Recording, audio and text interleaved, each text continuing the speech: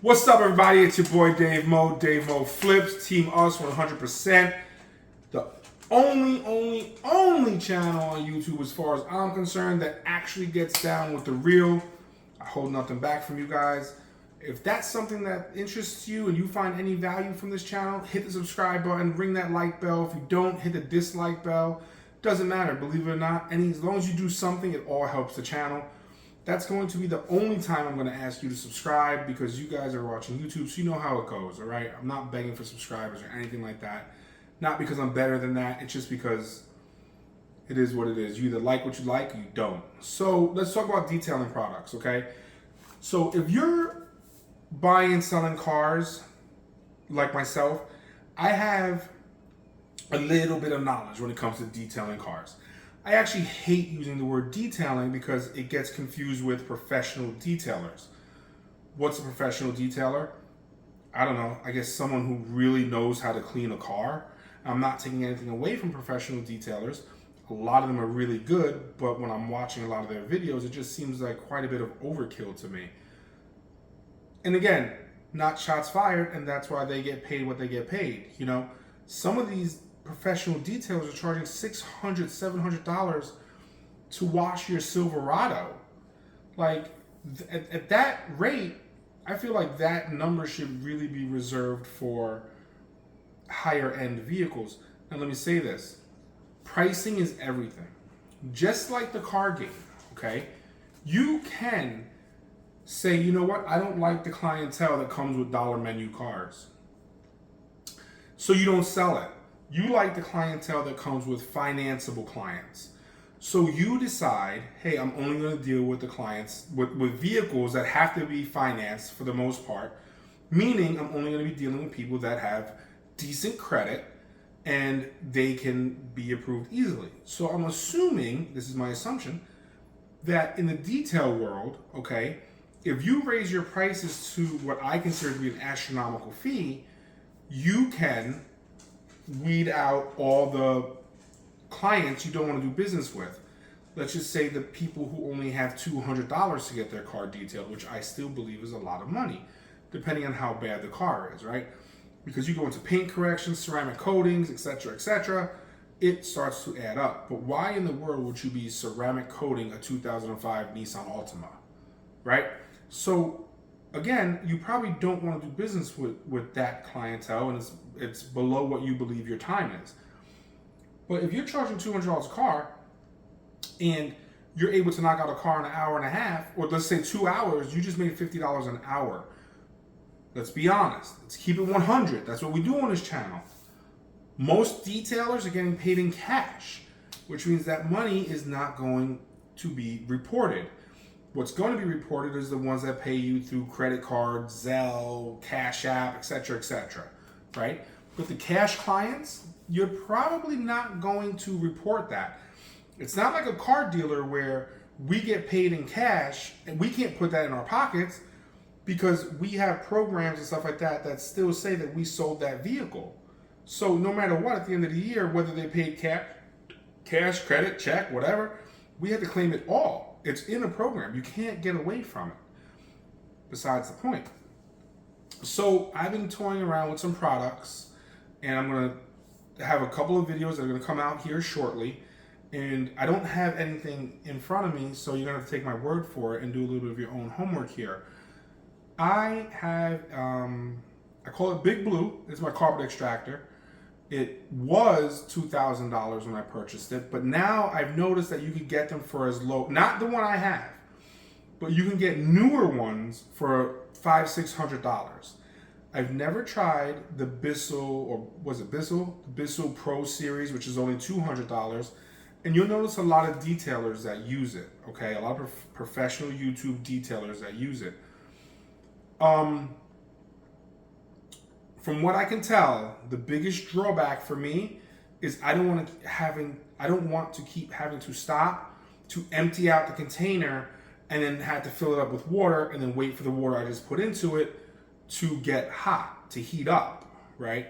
So in my life, and the way I like to do it is I like to have more than less. So when I bought my extractor 7 years ago, I had ran into a deal where, this person had 10 of them in the boxes ready to sell.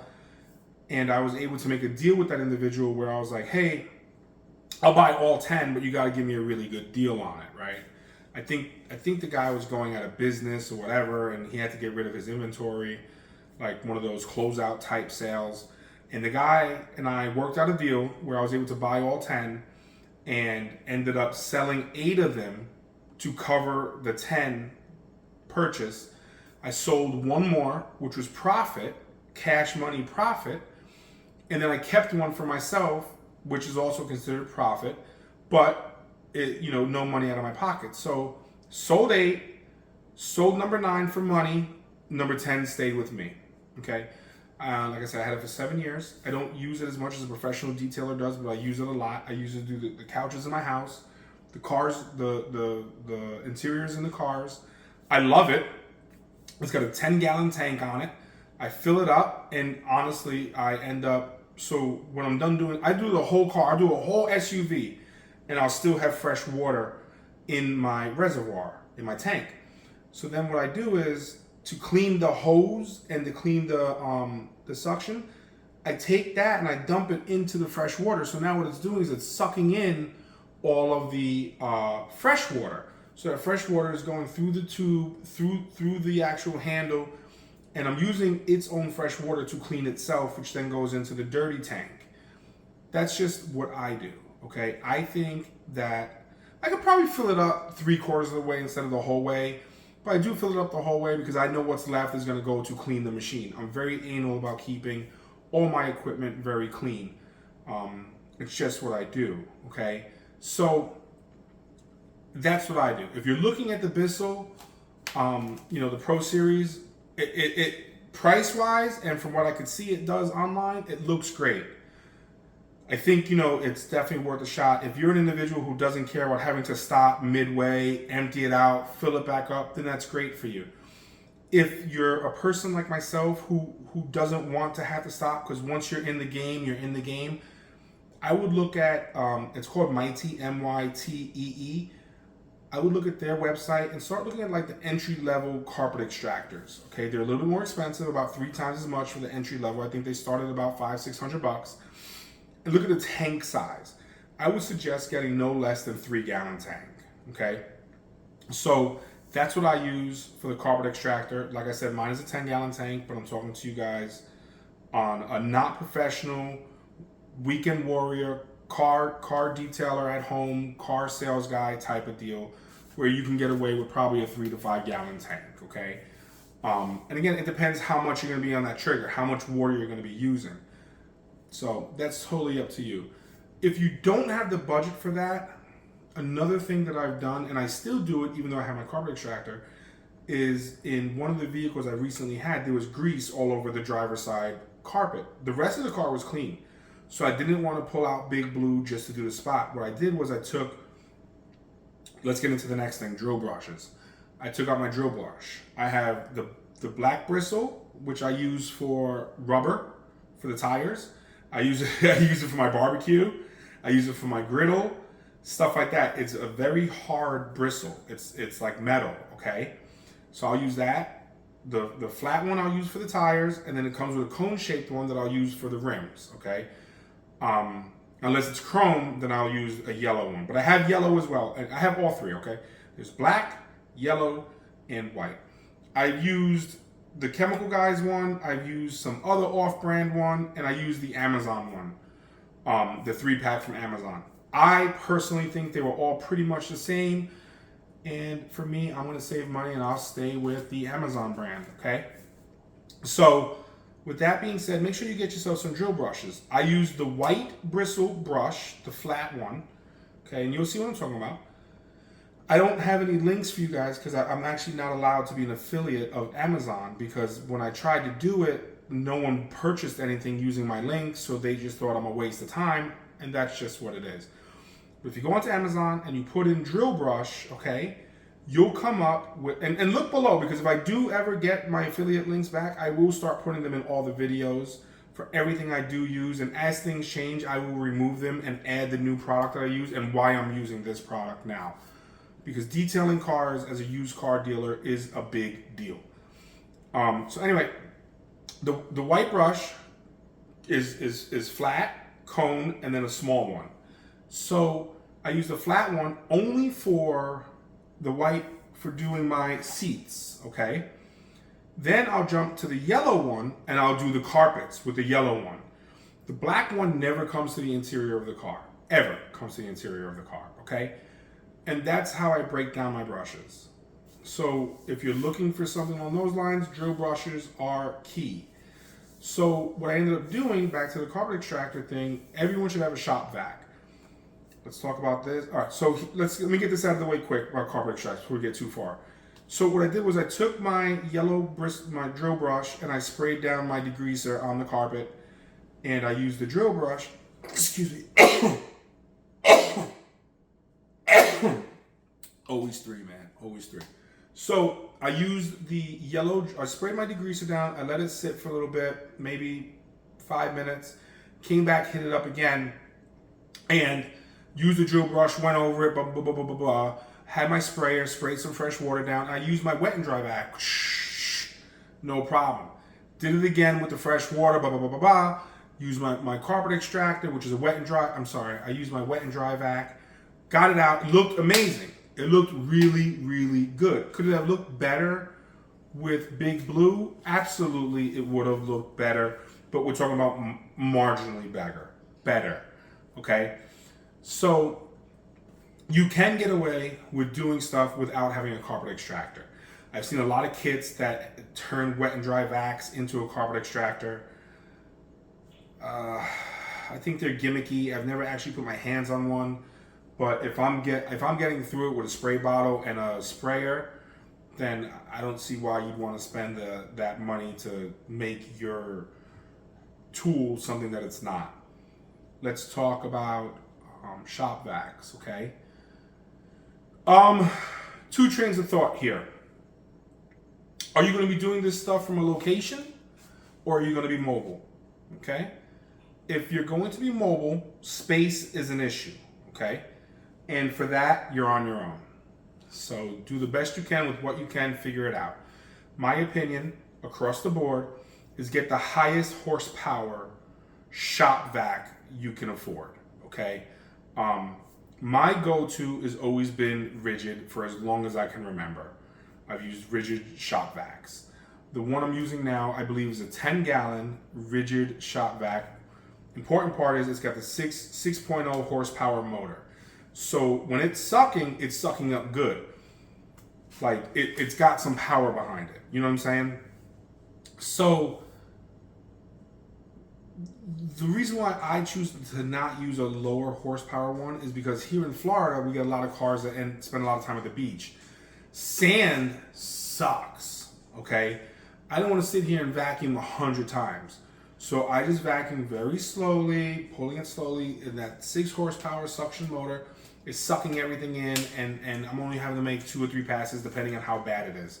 Now, you can hit it up again with your brush, and for the brush, on this instance, I could use the white or the yellow. It doesn't matter to me because all I'm doing is creating vibrations that bring the sand to the top layer of the carpet again. So, and then I'll hit it up again. Not a big deal, okay? If you do have a carpet extractor, you definitely want to vacuum prior to using it anyway. Mine does have a net in there that catches all the things that should not go into it. So it's my recommendation that you vacuum. You do a great vacuuming job. It's less work for the extractor. It can concentrate on what it's intended to do. All right. There are some people out there that use their extractors for both. But you'll notice on the extractor, the vacuum is a very thin vacuum, so you can't get all the big stuff anyway. And if I'm going to vacuum up the big stuff, I might as well just vacuum the car. All right. So that takes care of that. Rigid did just come out with a 6.5 horsepower Shopvac. I don't necessarily think the difference between 6 and 6.5 is worth the $200 upgrade. Mine that I use is only $100. And by the way, it doubles as a blower. So you could lift the top of mine off and take the hose from suction to blow. And now with, you know how they come with the hard pieces, so I'll hook 2 of those up, or one of them depending on what I want to do, and I'm able to blow the car off real quick before I dry it. Okay, I was doing that before I had picked up the Milwaukee blower. The blower, to be honest with you, it's a cool little thing, but now I use the Rag Company Gauntlet. I think it's like 30 by 36 inches. It's a monstrous drying towel. That's what I use to dry cars. So you don't really see me using the blower that much. And I'm not one of these people that are like, gotta blow out the crevices and stuff like that, because I'm not a detailer, so I don't care about that. Plus, in my opinion, when I spray wax it anyway, it's going to get taken care of. So, whatever. Drying rags. I've used a bunch. I just said it. I like the Gauntlet from the Rag Company. They also make another one. I think it's called Aqua something or other. It comes in gray and aqua color. That one is actually, I was able to use it. It was my buddy's. I used it, and it's actually better than the Gauntlet. Now it is maybe $10 more. And again, it comes down to whatever you think is better for you. For me, if there's a product out there that lets me do less physical work, that's what I'm going to go with. I would rather do less physical work and pay a little bit more money than the opposite, okay? And that's where we're at with that. In terms of degreasers, I want one product that can do everything across the board, okay? So what I've now started to use, I got it at Walmart. I got 2.5 gallons of this thing for $20, and it's super clean. That's all it is. It's super clean. Comes in not purple power, but super clean. Not that there's anything wrong with purple power. I like super clean because my dilution ratio is this, 4-to-1. So when I'm at Walmart picking up my super clean, I will also pick up 4 or 5 gallon. So it depends where I'm diluting, but let's just keep it with super clean. I will buy 4 gallons of distilled water from Walmart, okay, for like 89 cents a gallon, and the 2.5 gallons of the super clean. I also purchased a 5-gallon square rectangle, or I guess if you're looking at it from the top down, it looks like a square, but if it's laying on its side, it's a rectangle, whatever. It's a 5-gallon jug. The reason why I went with rectangles is because I leave them on their side with the spigots, so I can open them up like this and fill up my 1-gallon container and then close it. And then for the 1-gallon container, it's easier to fill up my 32-ounce bottles, and it's easier to carry with me if I do have to do a job at the dealership. With that being said, that's my go-to. I'm not gonna lie, that's my go-to. And I dilute it 4-to-1, 4 gallons of distilled water to 1 gallon of product, being super clean. And what I found is it works great for the tires. It goes right through the brake dust. It's strong enough to get through the brake dust. If you watched any of my detailing videos in the past, you know that I do not detail engine bays. What I do is spray the whole thing down with degreaser, let it settle for a little bit, let it dwell for a little bit, and then I will hit it with the hose. What comes off, comes off. What stays on, stays on. Why do I do that? I know when I'm looking at cars and I see an engine bay that's been detailed, the first thing that comes to my mind is, this is a used car dealer trick, right? So the first thing that comes to my mind is, what are they hiding? Did they just wash away the oil leak? Did they just wash away the antifreeze leak? What's leaking? The engine bay looks too good. All right, so that's what I do. And it leaves some greasy grime in the motor, so when a buyer opens up and looks at it, they don't think that it's been cleaned. And I'm not doing it, by the way, to get rid of anything. I'm just doing it to make it look better. So when they open it up, it looks clean, but it doesn't look cleaned. All right? And the super clean at 4-to-1 is safe for leather. All right? It's safe for leather. It's strong enough for carpets. It's legitimately the only product I use for everything. All right? Now, I will say this, and let me be very careful here. Since I've been using Super Clean for about a year now, I've been having a hard time getting LA is totally awesome. So it's funny because I watch detailing channels and I came across this one channel, Sorrento's Detailing. should definitely check him out. He seems like a really good guy. He's super informative, and it's just, when you watch his channels, you don't feel like he's selling you anything, And it's funny because he and I have the almost same recipe. So I'll use my 4-to-1, and then I do add Dawn dish soap to it, okay? The funny thing is, he does the same thing, and he calls his the Sorrento sauce, or Serrano sauce.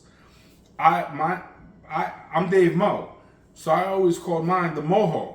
You know what I'm saying? Which, as most of you guys know, Mojo is a seasoning in our community. So I always called it my Mojo juice, whatever.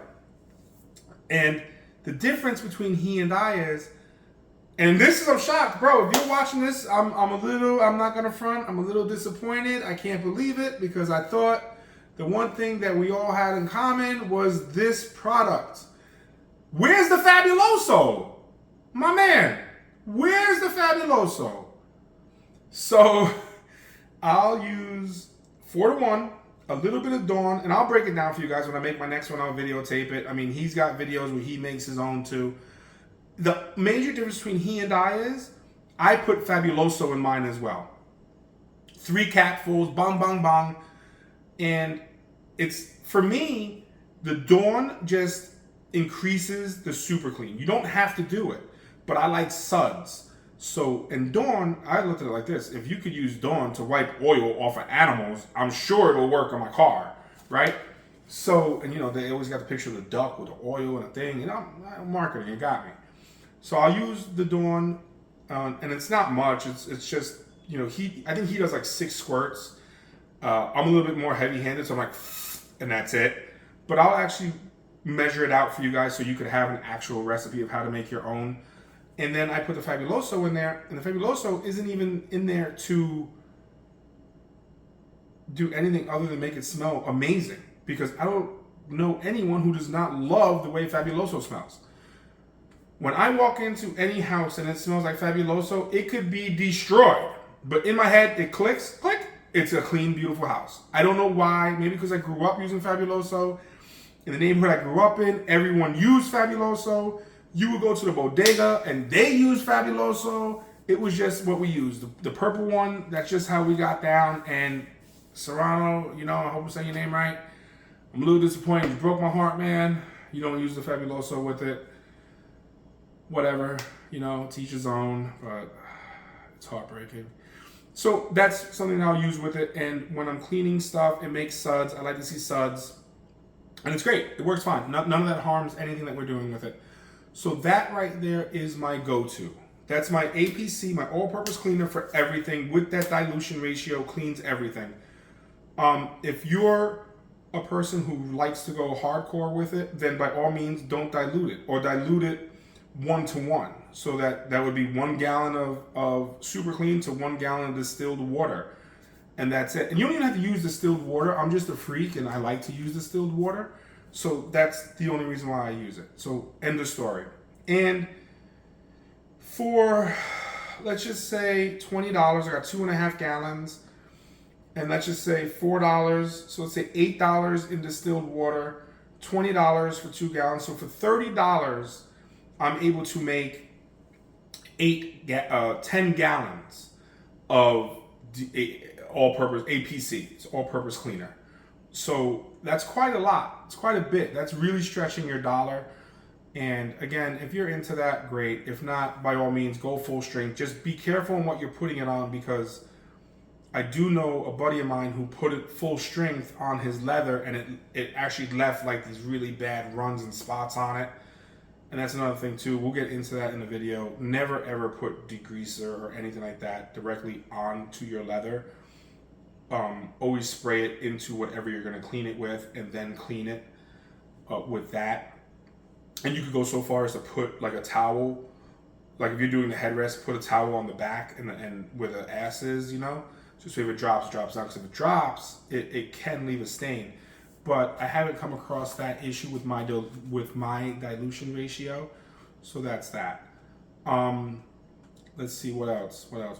When it comes to the leather protectant, so I use the APC for the cleaner. Protectant, you have two different things that you can do here. I use cocoa butter. I go to Walmart and I buy the Equate cocoa butter. It's $3. I put it on my hand after it's been cleaned and I rub it right into the seat. I'll use a microfiber cloth. Well, I'll do all the seats and then I'll come back with the microfiber cloth and just wipe off whatever hasn't been absorbed yet. For me, I find that this is by far the best protectant and cheapest protectant for your leather. If it's good for your skin, it's good for your car. I've tried the Chemical Guys leather conditioner. I've tried, Lexol leather conditioner. I've tried almost every single one that's out there, okay? And to be honest with you, I really don't see a difference between the cocoa butter one that I use, which is just skin lotion, versus the other guys, with the exception of the Chemical Guys one I really like because it has that leather fragrance to it. It already has that leather smell. But if I'm not mistaken, I want to say at Walmart, I found like an air freshener that smells like leather. So you could always take that air freshener, throw it under the seat, rip it open a little bit so it just has a hint of it, and it makes the car smell like leather. So that's that. In terms of tires, to get my tires shine the way they do, and again, this is just me talking, but I actually do have videos of me using this stuff. Tire shine that I like to use is any one. Now, I'm old school. I use any one that's silicone based. The reason why I like silicone based is because how long it lasts. Here in Florida, the sun is brutal, the rain is brutal.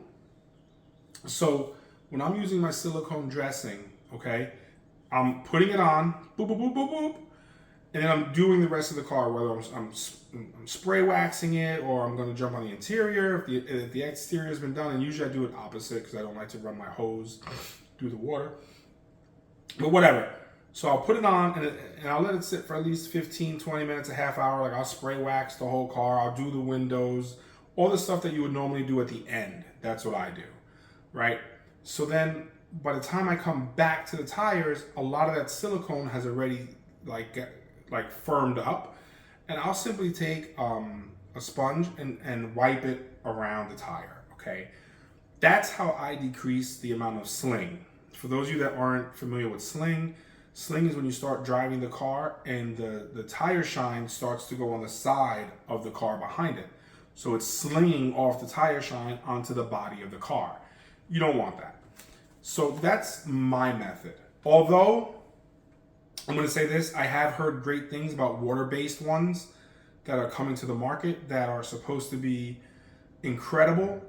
But because I'm a car dealer, I don't really drive the cars that much anyway. They get parked and I just want them to look as clean as possible for as long as possible.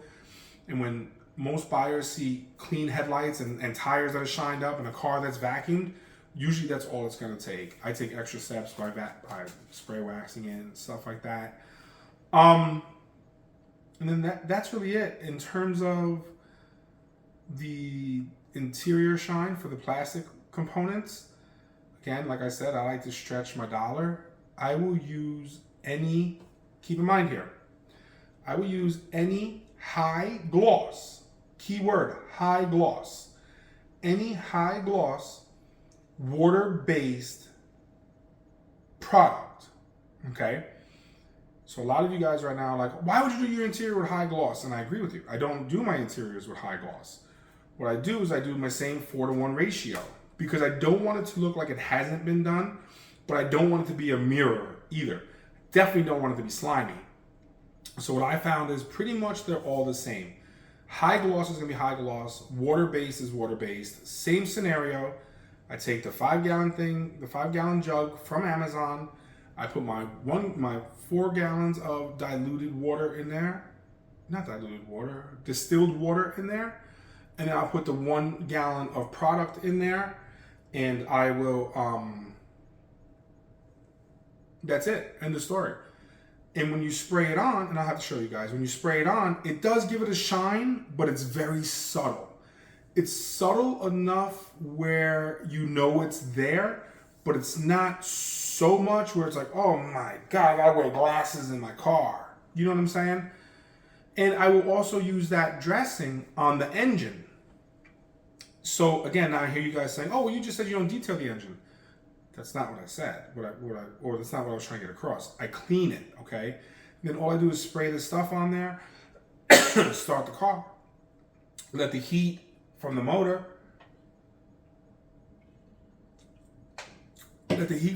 dry into it, and you're good to go. You know, it's the end of the story. And usually by the time I drive from my house back to the shop, I can take pictures of the engine compartment and it's done. And that's really all I'm using, guys. I'm not really using these brushes. I'm not really using anything along those lines that people are trying to show, like these detailing brushes and stuff. I don't use any of that stuff, you know. I'll use a pressure washer every now and again, but it's more of a pain than it is to just use my garden hose.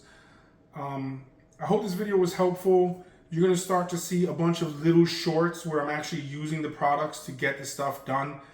And this way you can see for yourself that it actually does work, okay? Well, with that being said, I do believe this is the end of this video. I hope you guys find it helpful. I wish I could put links to the stuff below, but again, you know, I can't. And if you do want links to the Milwaukee Blowers that I'm using from time to time, I will put them in there. The major difference is you're going to see a larger blower. That's for the majority of the car, okay? You're going to see a smaller blower, which is really the only one you need. Unless you're going to blow dry the whole car and you're not going to use the gauntlet or whatever, then you would use the big blower. But in all honesty, if you're like trying to be on some detail level type stuff, the smaller blower that I have is actually more than sufficient. You can blow all the crevices out. And here's another tip, guys. Dry the panel and then blow out the crevice and dry the crevice real quick. I've watched detailers dry the whole car and then come back and start blowing out the crevice because they have this tool, this blower that's like a motor and then it's got a hose attached to it. And for me, that just doesn't make sense. I would rather just go buy the Milwaukee one, buy me the big, well, I already have so much Milwaukee stuff, but so I have plenty of batteries, but get my biggest battery I have, or maybe get two and keep one on charge, and just blow it out while I'm drying it. Why would I go do the whole car and then come back to blow it out and then come back to re-dry those spots again? It just doesn't make much sense to me. Windows, right? So let's do windows real quick, and I apologize. I just bought the cheap Amazon clay bars. That's all I bought. The cheap Amazon clay bars. It's $10 for 5 of them, 100 gram, I think. And I just, when I'm soaping up the car, I'll use one dedicated to windows, and I'll just clay bar the window. Boop, boop, boop, boop, boop, boop. Not a big deal. I'll do all the windows like that. And then right now I think I'm using invisible glass, but I actually love invisible glass, so I don't see why I would change it. But if I do, I will. And one thing that I noticed a lot of people were talking about was streaking. The way I get away from streaking is I use it like a wax, if you will. So I have one microfiber cloth. Blue microfiber cloths for me are always going to be for windows, for glass. So I'll spray the whole thing down, and then I'll clean it with one blue one, and I'll do the whole car like that, okay? So when I come back, if there's streaking, and there's going to probably be streaking, I'll use a fresh, clean microfiber cloth to buff it out. And all I'm doing is going over it again and removing the streaks. And I do the whole thing real quick. You can get through this super fast. You could do a car, if you really busting your ass, in about an hour. Depending on how bad it is, of course. Like this car out here today, I'm looking at it. I gotta do the headlights, but the rims and tires don't look that bad, so I'll probably get away with it with just a wash mitt. I don't use a 2-wash bucket method. I don't use ONR. I tried to use ONR. I wasn't a huge fan of it. I'm not really big on using products that keep dirt on the car and then you come and wipe it off. I'm just from the old school where I know I'm going to get hate. I know ONR is supposed to encapsulate the dirt, make it so you can remove it. I'm not really comfortable with that. And I guess I have to know it works because enough people are using it. But again, On the same token, I'm super skeptical of people trying to push products because I don't know what you get paid to say that they do. And like I said, at the time of this video, I don't have any affiliate links, so I'm not getting paid for any of this stuff. But if you do see affiliate links, understand that I do get a commission, if you will, but it doesn't cost you, the consumer, anything. And that goes for every YouTuber.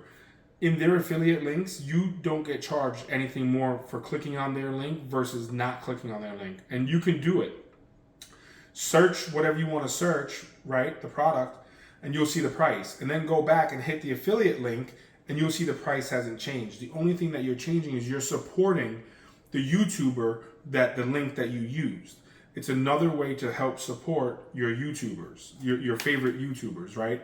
If I'm not your favorite and you do have another favorite out there, you can, and we both have affiliate links, you can go every time you want to go to Amazon, click on their affiliate link and purchase whatever it is you want to purchase from Amazon, and they get the money. So my buddy Matt, he has affiliate links, and his loyal viewers, even though they're going to buy, his is all about music, but let's just say they're going to buy some chemicals for their car. They'll go onto his channel, click one of his links, and then not even buy what they clicked on, but buy other stuff.